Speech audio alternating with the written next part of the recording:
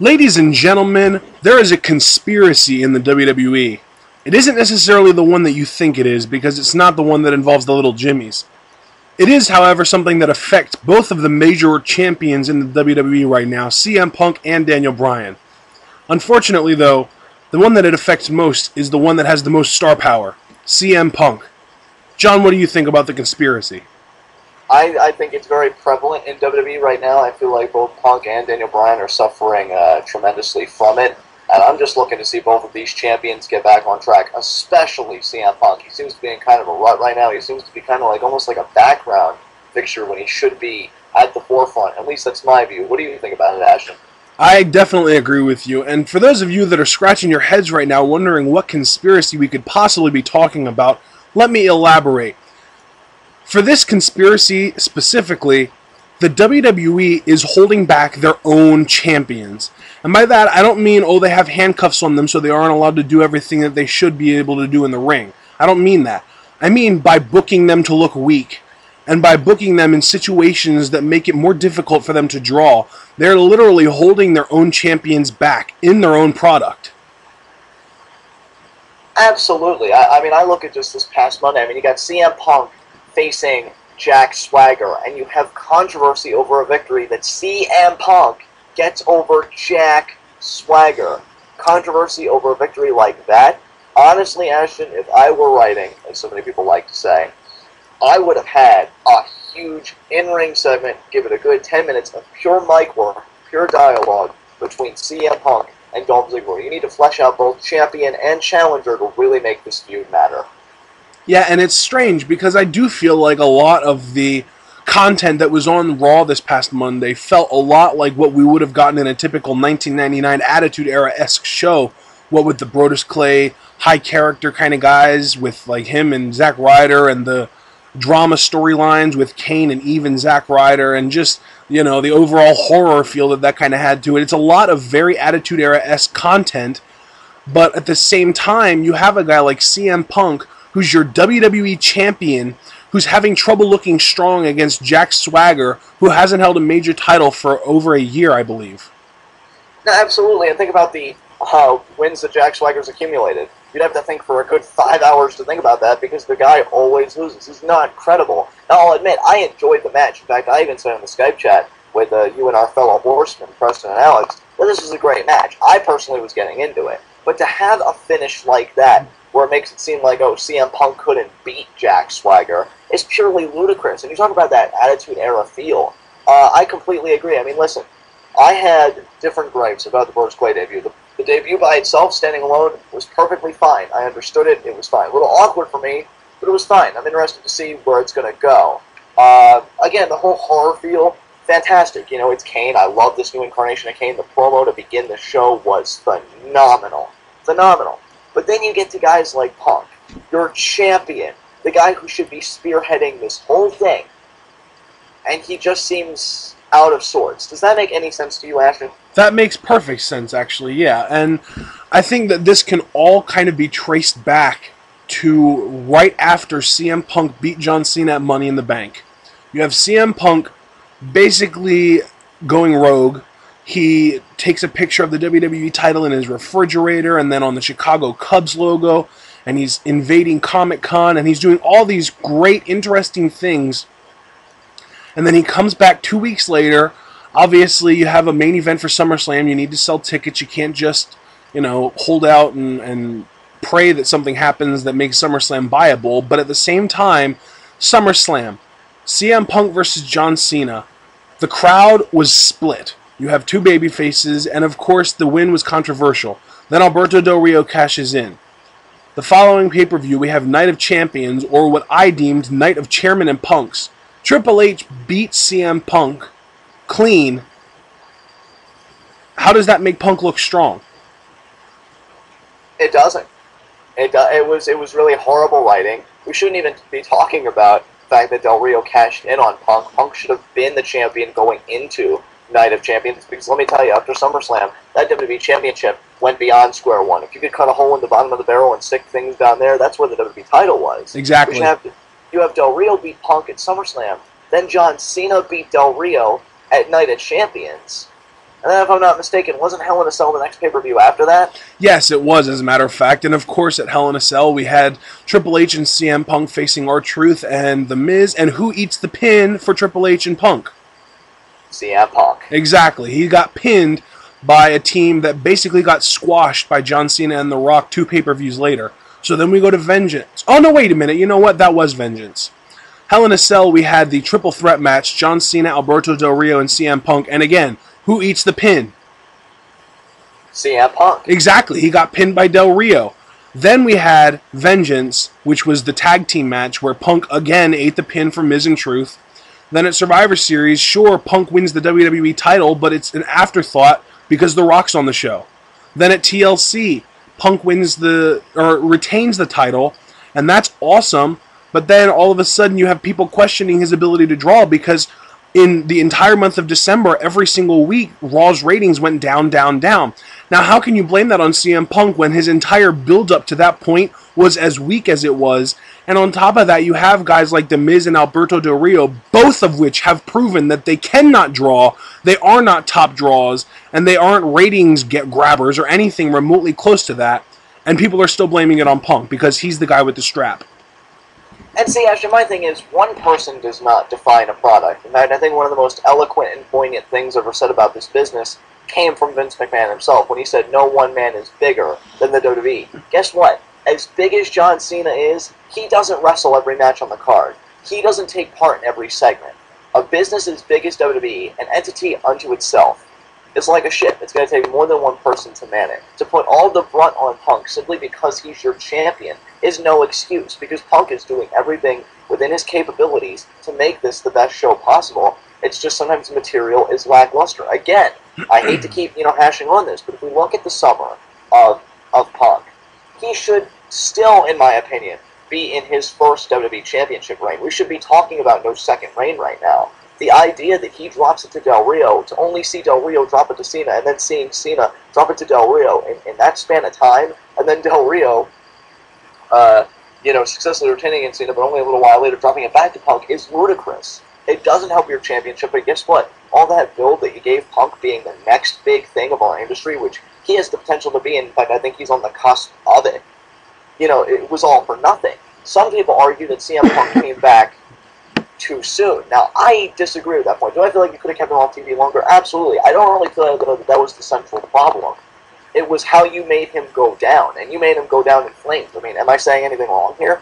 I don't think you are. And if you really think about it, since Capital Punishment, that was the June pay-per-view, for those of you who didn't care or remember, every single pay-per-view so far this year, since Capital Punishment, the only two exceptions being Vengeance and TLC, there has been a WWE title change. Every one. Money in the Bank, Punk wins it from Cena. SummerSlam, Punk wins it from Cena, and then Del Rio wins it from Punk.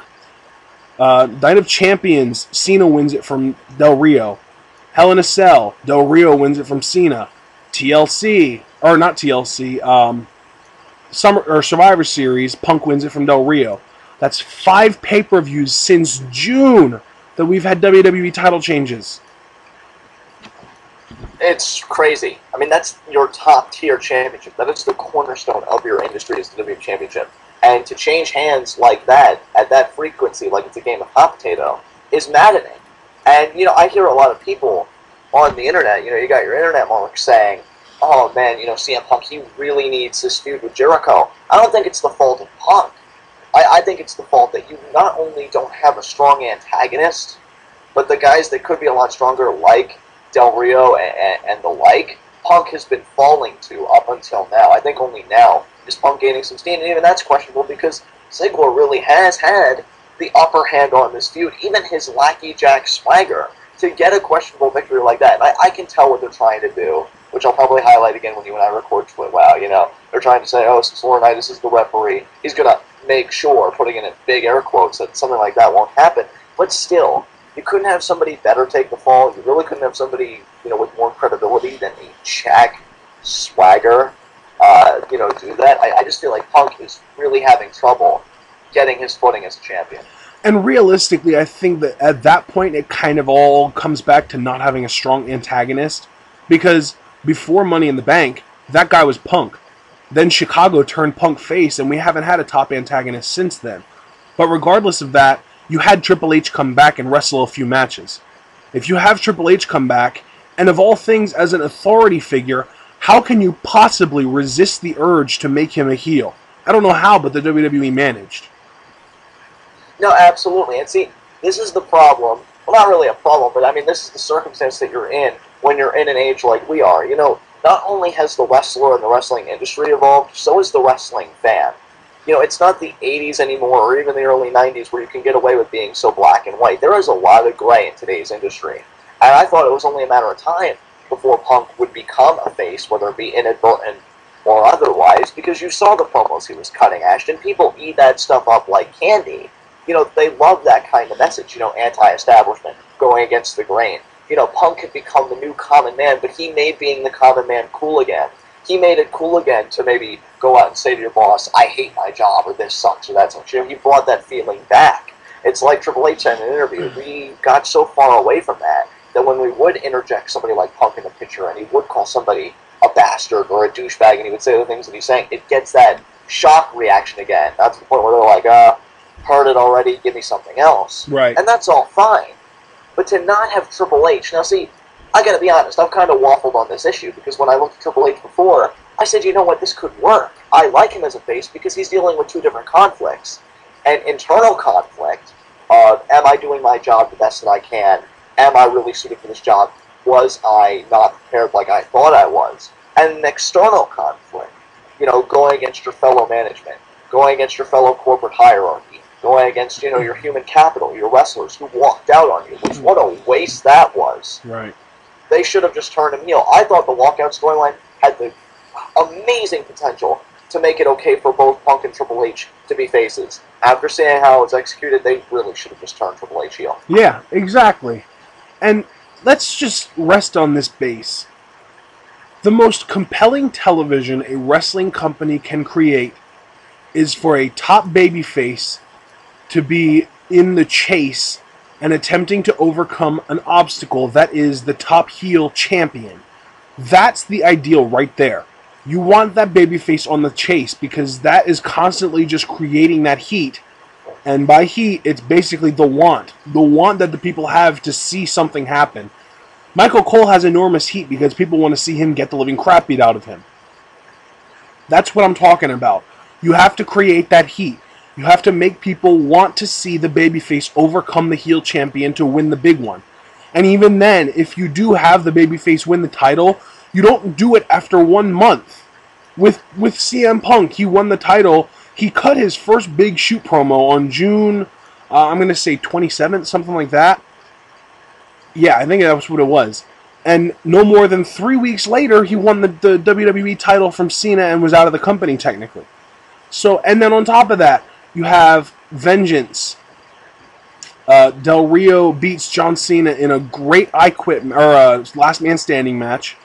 Triple H and CM Punk actually lose to R-Truth and The Miz because of Kevin Nash. And again, like I said, Punk eats the pin. And then in less than a month, you have to build up CM Punk, and then boom, he wins the title. I was even saying at that point, they need to let Del Rio retain at Survivor Series for the sole purpose of them continuing that building that heat, and then Punk gets the win at TLC in a bigger match, like a tables match or a ladder match. But they went ahead and they hot-shotted it to Punk, and everyone was saying, oh yeah, this is great. Punk's champion, now he can build up the prestige. But after that, what do? You feed him two guys that he's clearly better than, Miz and Del Rio. That's not an obstacle for him to overcome. It makes no sense that they're doing it. And it's constantly like this with Punk. And that's what the conspiracy is. They are holding CM Punk back, and he's not the only one. They're holding Daniel Bryan back too, but we'll get to him later. I think my thing is, and at the risk of sounding like a major internet mark, which I am, you know, when I look at a great championship chase like you described, I think, ironically enough, CM Punk and John Morrison on the ECW side, because you have CM Punk qualify to go to Night of Champions. Benoit did as well that night. Punk, I remember, beat Marcus Corbin at the time, who was a big thing on ECW, or at least he was becoming one. Benoit beat Elijah Burke. We all know the controversy going into Night of Champions. Nitro steps in. He had only been on the brand 2 weeks. He beats Punk. Punk gets a rematch at the Great American Bash. Morrison beats him. You know, he went through that whole transition. beats Morrison in his 15 Minutes of Fame challenge. It's a challenge he held on ECW. If somebody could last 15 minutes with him, or pin him, or make him submit with 15 minutes expired, you got an ECW title shot. Punk pinned him within like 5 seconds remaining. So he gets the rematch at SummerSlam. Morrison cheats to retain at SummerSlam. Punk wins a fatal 4-way that consists of Big Daddy V, The Miz, and the Boogeyman to get a match the following week on ECW. And that week on ECW, which was Punk's final opportunity, he finally beats John Morrison, and the crowd erupts. Exactly. That, to me, is a great chase for 2 reasons. Yeah. One, you have the heel constantly cutting corners to, retain the title, because he did cheat at SummerSlam. His feet were on the ropes, and he would constantly, beat down Punk and try and soften him up before a big title defense. And 2, which I've loved about great chasers, over the years, he earned every opportunity. Whether it was beating another man, or winning the #1 contendership, or beating the champion himself, Punk always found a way back into the picture to the point where it wasn't overbearing. You'd be okay with it because you'd say, okay, at least he's looking legitimate. At least he's bringing credibility to the chase because he's earning every opportunity. And then when he finally does win it, it's the story told perfectly, beginning, middle, and end. Right. I don't feel like Punk got that story here. Now, I'll admit, Ashton, when you reference those people that were so happy about Del Rio losing the championship in Survivor Series, I was one of those guys. Exactly, yeah. I was one of those guys because I said, you know what, Punk has so much to bring to the table.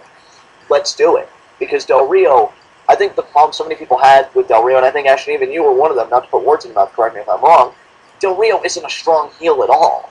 He's not that heel that you look at and you say, oh, man, who's going to stop that guy? Well, and you know what? That isn't his fault. He was at that point at WrestleMania last year. If he would have won the title from Edge, it would have been a big deal. But he's been so watered down and just, like I said before, held back by the WWE system that he honestly lost all his heat. First, he loses to Edge at Mania. Then he loses to Christian at Extreme Rules for the title. Then he gets drafted to Raw, and he's in a completely new area that he has to basically create new relationships with different people and establish himself because it's basically a new crowd. And they basically just convoluted him to the point that people forgot he existed. And now you're going to try and build him up as a credible champion? Get out of here. You have to rebuild that guy up. Absolutely, and I agree with you. It's not his fault. I just feel like, that's the problem with the system because they let sentimentality, if that's even a word, sentiments and emotions get in the way. They knew Edge was on his way out, or they had, inklings, so they let him go over. They let him retire as the top guy. Look, I love Edge. I think, I'm happy that he's being inducted in the Hall of Fame, whatever. I think he's had a storied career. But the fact is, I think it's a bigger thing to pass the torch. You could retire with the torch burning brightly, but I think it leaves a bigger mark when you trust another guy, the next generation, the next guy, with that spot. Edge didn't do that. And I'm not saying that's Edge's fault. I'm not trying to make any accusations of any kind. I'm just saying what happened and what didn't. Del Rio did not go over at WrestleMania. Right. In fact, you could almost say, in a sense, like, he was humiliated. Because keep in mind, after Edge beat Del Rio, he trashed his car. Yeah. And then that's how they leave. Christian, which that was just a huge fuck-up in itself. Me being a big Christian fan, I wanted to see him get his due, and I was happy. But seeing how it all played out, you might as well have had Del Rio win the title. Because you have Christian lose it 48 hours later, and then reports surface, oh, they only did it to create a moment for Edge. Yeah. What?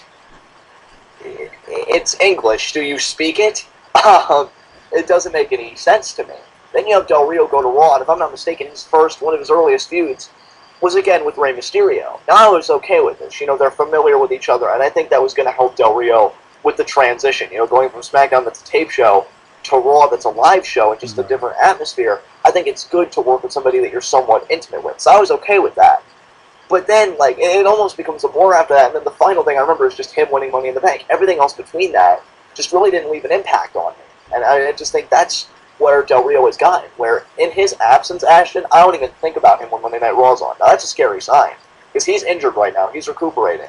And to me, when he's out of the picture, it's like, wow, that guy's a part of the company. And that's not his fault. It's just come to a point where, for me as a viewer, I look at Del Rio and I think, that's an antagonist that WWE is trying to create. Yeah, exactly. Jericho's blowing him out of the water. I mean, your thoughts?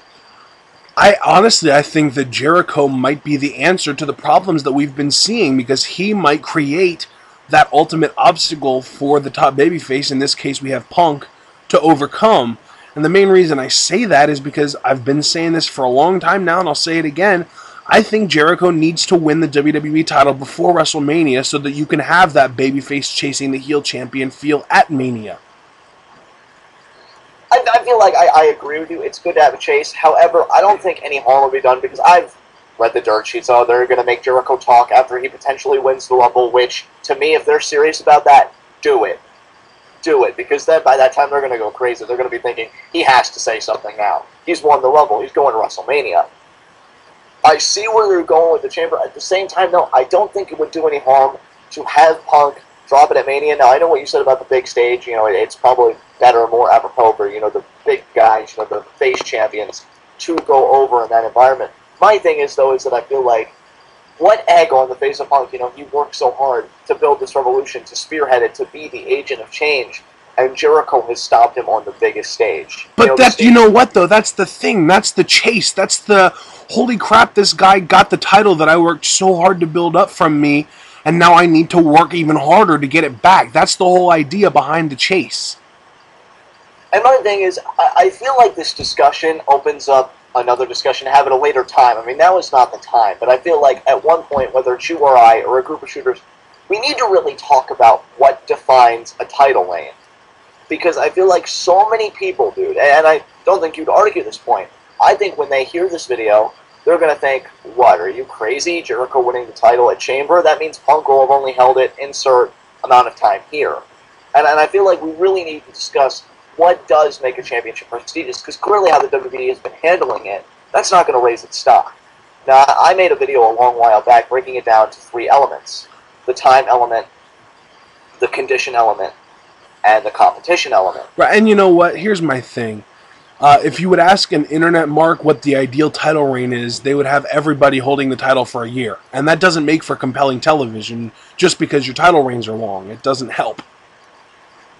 Absolutely not. That's what I'm saying. If Jericho held it for only 4 months and he faced the likes of a Cena, of a CM Punk, you know, maybe get some SmackDown guys in there saying it's how we're doing the Super Show, maybe Randy Orton so they could tie that loose end, you know, that's a great title reign. Right. Because though it's brief, your competition element, you're saturated in great competition. You're saturated with these great level guys. If you held it for a year and you kept facing guys like Miz, Del Rio, you know, Wade Barrett. Yeah. You know, those guys are working their way up, but it's not going to have the same value as saying, holy crap. You know what it makes me think of, Ashton, since we're on Jericho? Think about how great it made him look as undisputed champion because, as he likes to say so many times before, he beat Rock and Austin on the same night. Now, if you took a heel champion today, Ashton, and you would take it in modern terms, and you would say, that guy beat John Cena and Randy Orton in back-to-back WWE title matches, wouldn't that say something to you, even if he dropped it the next month? You know what, though? In hindsight, if you actually lived through the Jericho title win when he won the Undisputed Championship, it was a tainted win in both cases. Nobody, as far as, like, basically if you were on the internet community in 2001 when Jericho won the Undisputed title, everyone was talking about, oh, it's not that big of a deal, he won the title with tainted victories. Whereas if you look back at it in hindsight, you're saying, oh my god, he won it because he beat Austin and Rock in the same night. It's all about the difference between the past and the future. In the past, everything looks better than it really was, and in the future, everything looks like it's going to be worse than it ever is.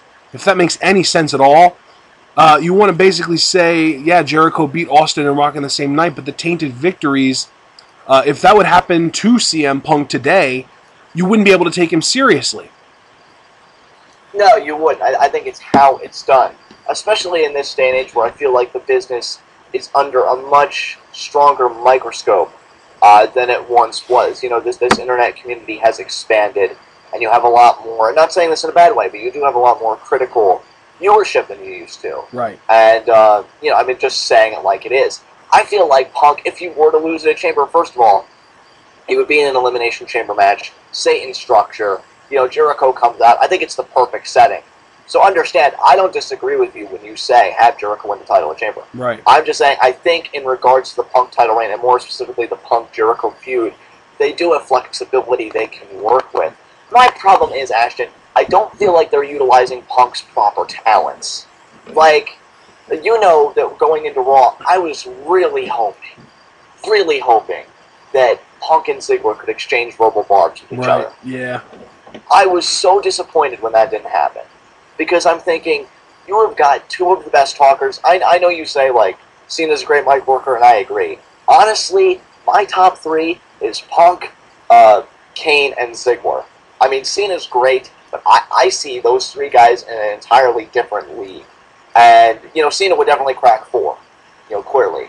But, I mean, that's how good Ziggler is, and especially good Punk is. Right. Those two guys cutting promos on each other. I could see Punk telling a guy like Ziggler, hey, you're good. In fact, I was one of the happiest ones to know that you were going to challenge me for my title. Why? Because I see that you're the future. I get it. I get that it's not showing off you're good at what you're doing. But it's not your time. It's mine.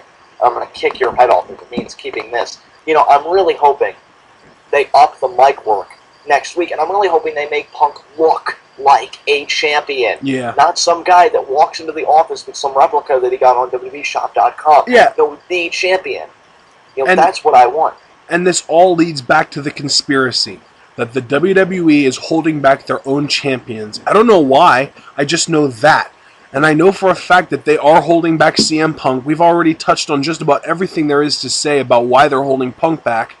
And the other guy that they're holding back is none other than Daniel Bryan. And there's been a lot of talk about Daniel Bryan on the YWC lately, what with guys like Alex making their videos defending him and a lot of other people making videos pointing out problems with him. But I would say 90% of the problems that people have with Daniel Bryan come right down to WWE booking him. Definitely. When you've got Michael Cole still just nagging at Daniel Bryan and nipping at his heels, not giving him any credit for being the world champion. When a guy like The Miz, who he creams his underoos over, keep in mind, Miz won his first world title by Money in the Bank. Daniel Bryan doing it, and suddenly he's the greatest sinner since Judas. I mean, do you see what I'm driving at here? It's the hypocrisy of the commentary and how he just drives Daniel Bryan into the ground. But here's my thing with Daniel Bryan. I actually feel like Daniel Bryan is in a better position than CM Punk, only because I was thinking about it a few days ago, and you'll probably completely disagree with this. I see, I don't want to say directly the next JBL, but I see a lot, I see a great JBL aura about the Daniel Bryan title reign. I was thinking about it, I'm thinking, they may try and do this, because he's a great talker, very confident in himself. And the thing is... Wait a minute, let me just address that really quick here. You said Daniel Bryan is a great talker. A lot of people on the IWC, the YWC, would disagree with you on that. And those that do disagree with you on that, John, I want you to explain why he's a great talker.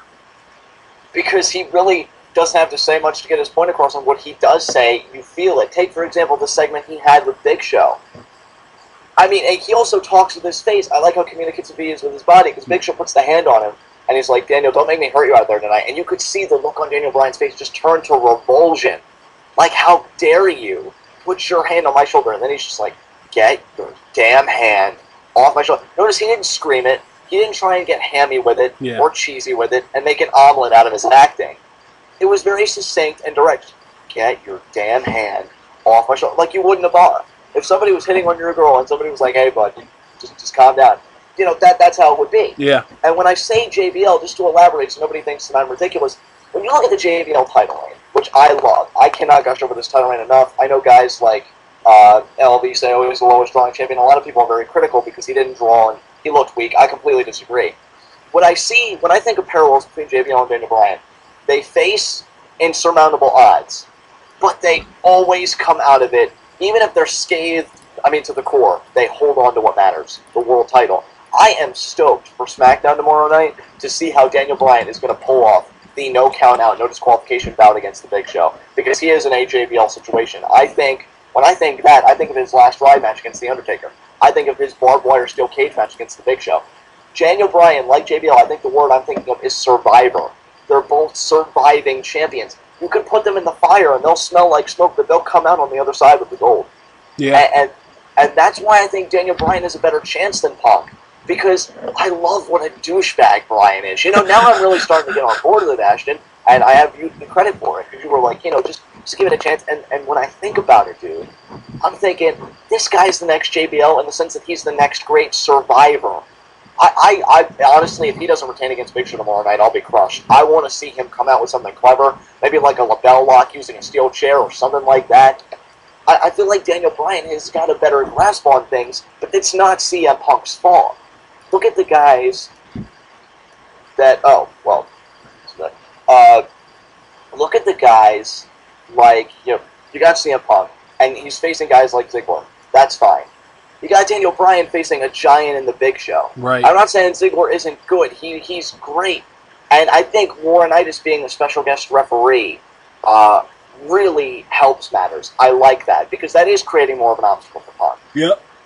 But I like that Daniel Bryan is almost like this giant killer. Yeah. This guy that, is just facing these odds that, on paper he should be getting squashed. But he comes out and he just gets these victories, even by the skin of his teeth.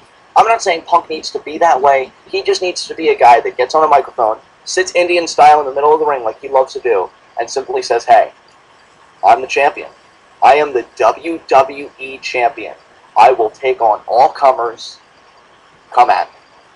I think the high point in Punk's title reign is the night after he won it, when he cut that promo in the middle of the ring saying this is the face of the WWE, and then he had his amazing match with Ziggler. And I really do feel like it's just been all downhill from there, and you could chalk it up to poor competition. You have basically Del Rio and Miz, and up until now when he has Ziggler, but the whole time he's been kind of having a backstory feud with a guy like John Laurinaitis, who at this point is completely irrelevant. Absolutely. I understand what they're trying to do. A lot of people are like, they're trying to create, that feel again that Austin and McMahon had. And I'm thinking, you don't need to do that, because it doesn't need to be that. Right. This is a completely different era. This is not the Attitude Era anymore. This is a completely new era. And when I feel like you don't have to measure up to that. I mean, it's great that you try, but I just want my product to be honest and forthcoming with me about what you're giving me. That was my gripe with Brodus Clay, if you really want to know. It wasn't the gimmick or anything like that. Again, it was all awkward and something like that. It was fine, though. My problem was, you made it seem like he was going to be a monster instead of this.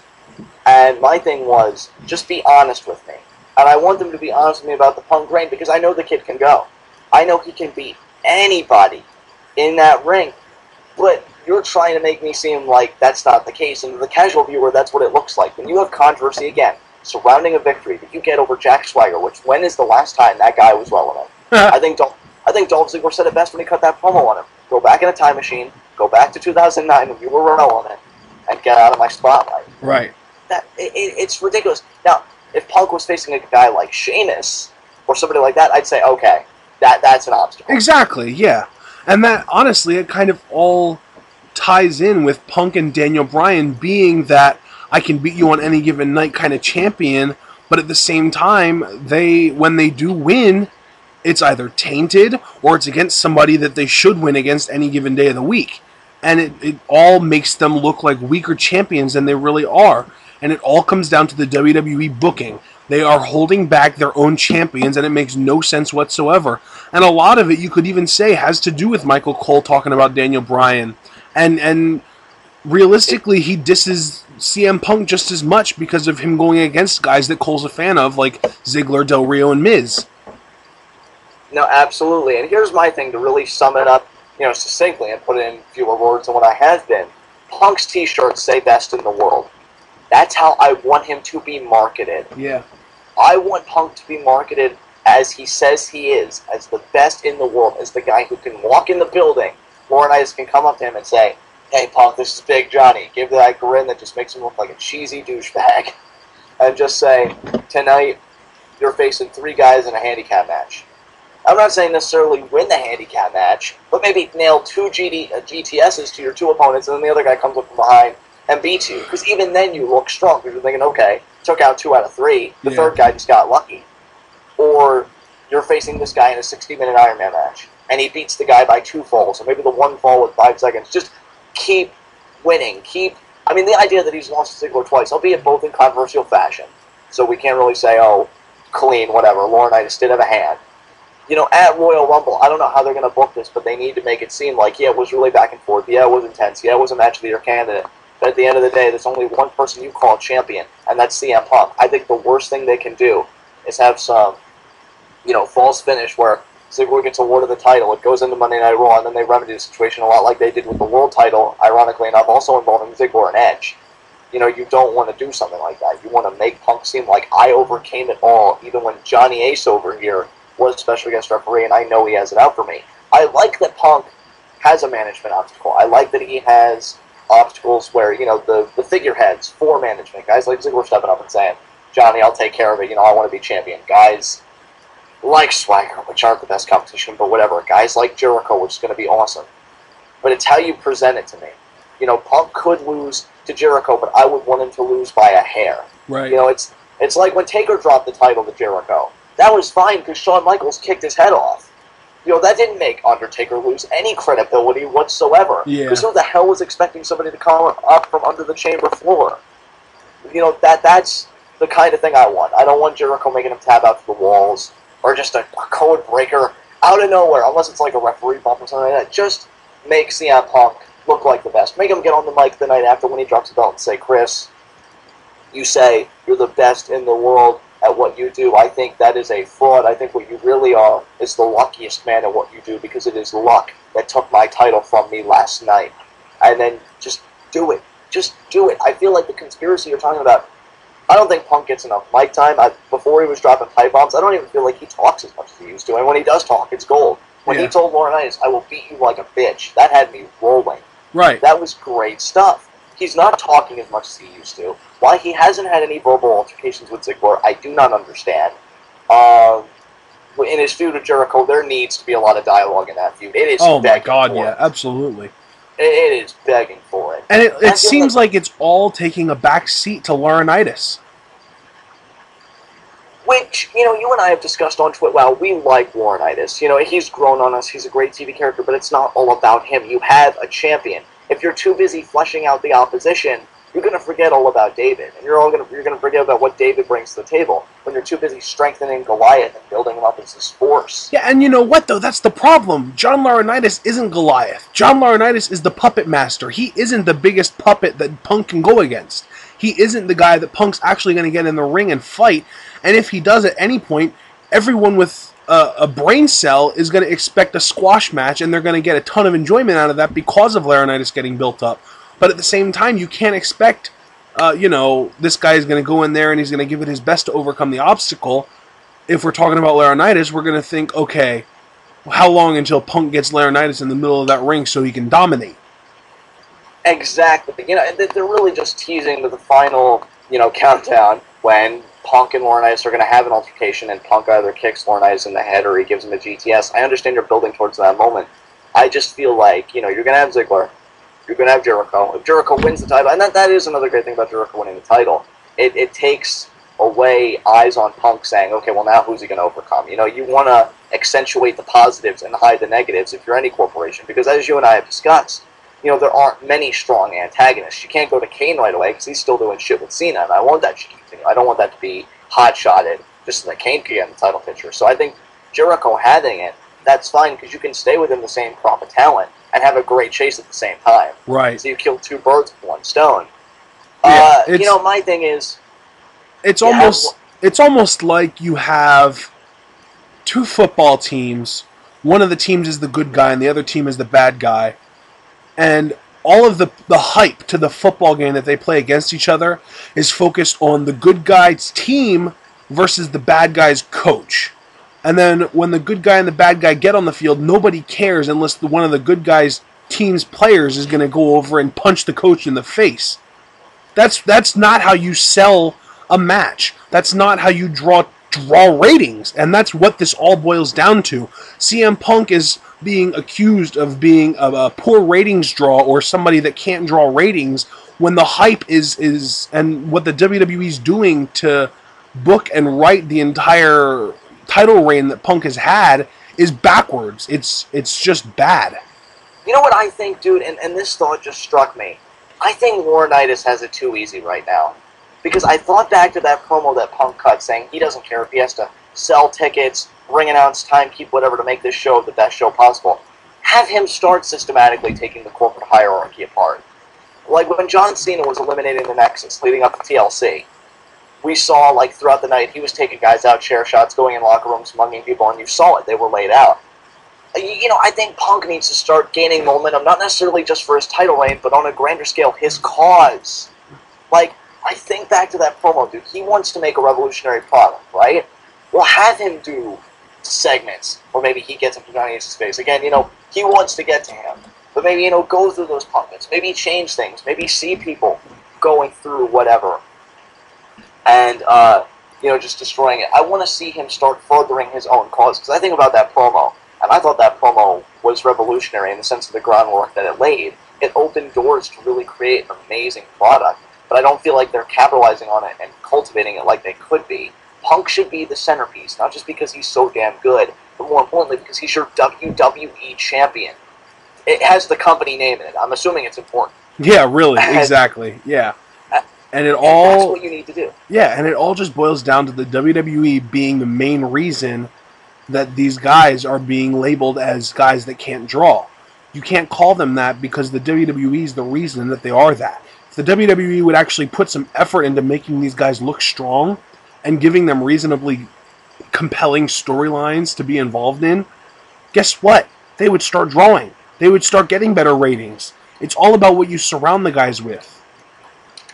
Absolutely. I just feel like Punk isn't being given good material at all. I just feel like, you know, this feud with Ziggler has been fine, but I don't feel like Punk alone, like, where are his WWE.com exclusives? Like, you know, when Ziggler talks, it's great. They give him the mic time. You know, where's Punk's mic time? Where's him getting the interview saying, oh, Punk, how do you feel about your title defense tonight? But where are his WWE.com articles saying, how do you feel about Ziggler or Laurinaitis or the opportunity of facing Jericho since he won the Rumble? Start fleshing out the guy more. You know, it's so funny. When Miz was WWE champion, people always used to brag, oh, he went to Conan O'Brien, oh, he did this magazine, oh, he did this, oh, he did that.